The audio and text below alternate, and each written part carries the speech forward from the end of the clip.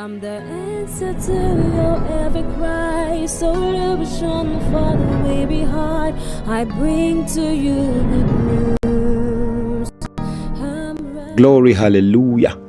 Ngicela kuthatha leli thuba nginibingelele phindze nginemukele ke esihlokweni sethu salamhla seRhapsody yamaqiniso. iRhapsody yamaqiniso ngiyo incwadi yethu yekukholwa yawonke amalanga lesibhalelwa phindze siyethulelwe ngumfundisi lomkhulu umfundisi Chris Oyakhilome DSC DD.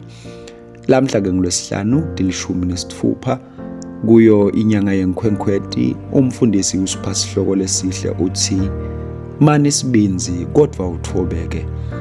Umbhalo wekuvula ke siwuthola encwadini yaJohane wekuqala sahluko sesine livesi lesine kufundzeka kanje: Bantu bami, nine nibaNkulunkulu, senibehlulile abaprofeti bemanga, ngobe lolo kini mkhulu kunalolo semhlabeni, ligama leNkosi malibongwe. Umfundisi uthi lwati lwakho ukuthi ungubani kuKristu na kanjani litawuvusa kudethemba nesibinzi emoyeni wakho. Noma kuphi lapho uyakhona utiphatha ngesizotha nekuciniseka. Noma sewubhekana netingcinamba umasibinzi awunyikadiseke. Umfundisi uthi awukhumbule iNkosi Jesu ngesikhathi imembe kwaPilato akazange esaba, kodwa waniketa ubufakazi lobuhle ngesibinzi, mayibongwe iNkosi. iNkosi Jesu yayihlala njalo isemagunyeni abe kupheleliswa kokuthobeka, kodwa akazange seke satshiswe noma yini noma ngubani. Ngalokhu kufana nako ungavumeli kwesaba noma kuthuthumela kukwengame. Bani ngilohloniphako utitfobe kodwa ungesatshiswa. Khuluma nakumele ukhulume, vumela livi lakho ukuthi livakale, ligama leNkosi malibongwe. Umfundisi uyaqhubeka uthi ngisesesikolweni njengemfana lomncane ngangingumfundzi lokhaliphile, kodwa ngangide sibinzi. Usho noma bengingaba nayo impendulo emibutweni lebutwa bothishela eklasini, ngangingabada kuphakamisa sandla. Labanye labe babadzadlana noma ngabe bebasho lokungesiko, bebakutfola kunakwa nekuhlonishwa nguthishela. Kodwa kwanjinja konke lokho nangemukela moya lomgcwele. Ngavele ngaba ngilonesibinzi nalongesabe, mayibongwe iNkosi, haleluya. Kuba nesibinzi nekungesabi kumcoka kakhulu empilweni. Awukhumbule umyalo uNkulunkulu lawunika Joshua ngesikhathi Joshua phuma ubhekana nelubito lwakhe. Indvo nje wena qina kakhulu ube nesibinzi. Lokho sikutfola encwadini yaJoshua wekuqala livesi lesikhombisa. Labanye banalo lwati futhi bangakhona kuletha lusito thide etindzaweni tabo, kodwa bavame kungabi naso sibinzi lesanele ukuthi bathathe indzawo.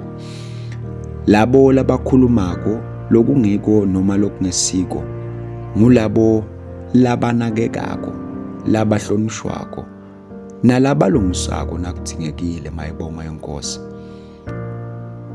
Usho ubingelela abantu, livi lakho alivakale, ube nesibinzi. Ungahihitele noma ubhace ngemuva ngekungadethembi.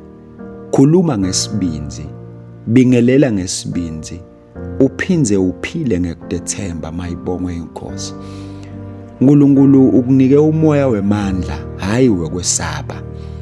Phakama ngalawo mandla wende livi lakho livakale, kodwa kulinganise lokho nekudetfoba. Kudethemba akusho kwedzelela. Kudethemba lokungiko kusime kakhulu ekubeni nesibinzi, kuphindze kubhicwe nemoya wekufundziseka. Oh haleluya. Ngicela sisho naku kuvuma ndawusho lamavi emva kwami, babe lothandzekako. Ngihamba ngesiciniseko, sale nginguye kuKristu. Ngiyakhuluma futhi ngenda liphimbo lami libalwe kulombuso wakho, futhi libonakalise inkhatimulo. yakho kuleti nsuku tekugcina. Ngihlala ngithobekile, ngisamemetela iqiniso lakho ngesibinzi, ngekwadi ukuthi unami njalo. Egameni la Jesu, amen.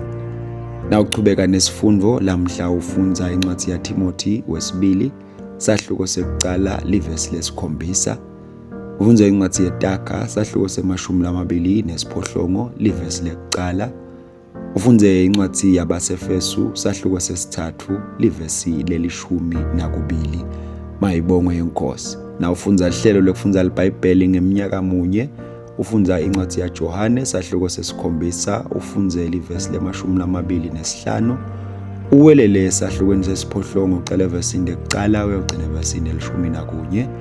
Bese ufunza incwadi yemakhosi yekucala sahluko se-18 nesahluko se-19. Hlelo lokufunda iBhayibheli ngeminyaka lemibili kunencwadi yaMakho sahluko se-10 ucala evesini le-32 uyogcina evesini le-45. Bese ufunza incwadi yaNumeri sahluko se-14 ligama lenkosi malibongwe. Inkosi inibusise nibe nelilanga lelihle. Amen.